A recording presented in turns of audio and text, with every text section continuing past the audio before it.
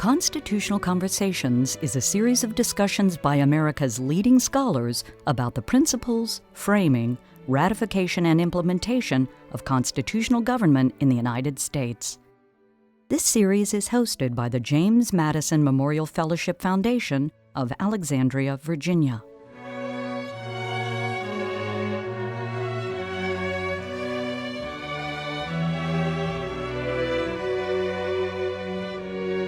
Many of the states had prohibited the African slave trade.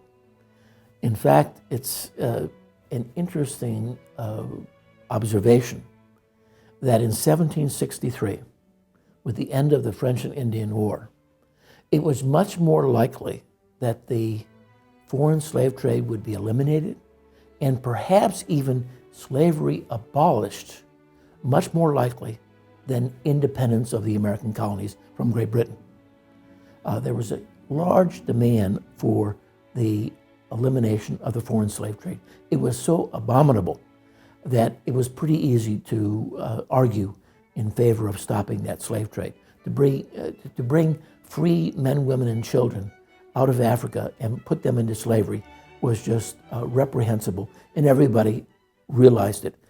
Just about everybody. You do get the beginnings of the positive good of slavery coming out at the time of the proposal of the Constitution.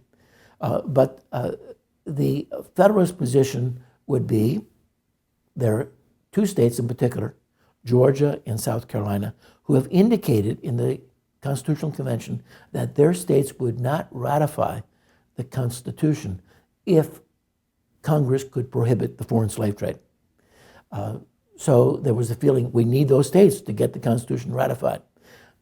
Federalists also used the argument that this was an improvement upon the Articles of Confederation, which had absolutely no power to regulate trade and no power to prohibit the African slave trade. Under the Constitution, after 1808, it was possible for Congress to prohibit the African slave trade, and it was expected that that would happen. Not guaranteed, but expected that would happen.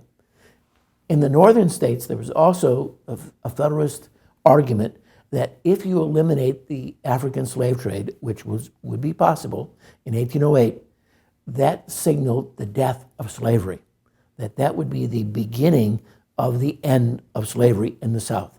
And so this, although it looked terrible on paper, that Congress was sanctioning the continued importation of slaves, there was a silver lining, so to speak, behind this, that perhaps this would be the end of slavery.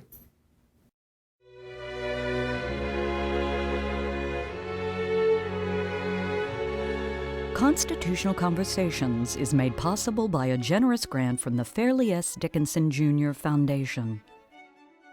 Constitutional Conversations is made possible by the James Madison Education Fund.